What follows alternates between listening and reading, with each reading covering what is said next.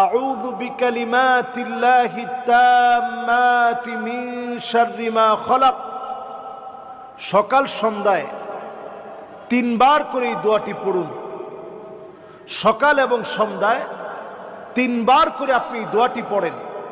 আবু হুরায়রা রাদিয়াল্লাহু তাআলা আনহু বলছেন, 3 বার যে ব্যক্তি এই দোয়াটি পড়বে, নবীজি সাল্লাল্লাহু আলাইহি সাল্লাম শিখিয়েছেন, ওই ব্যক্তির জন্য, ওই ব্যক্তির উপর থেকে আল্লাহ রাব্বুল আলামিন যদি চান, তাহলে বিচ্ছু, সাপ, বিষাক্ত কোনো প্রজাতি যেটা ক্ষতি করার সম্ভাবনা আছে, ওই ব্যক্তির উপর থেকে আল্লাহ রাব্বুল আলামিন ক্ষতিটাকে কাটিয়ে দিবেন।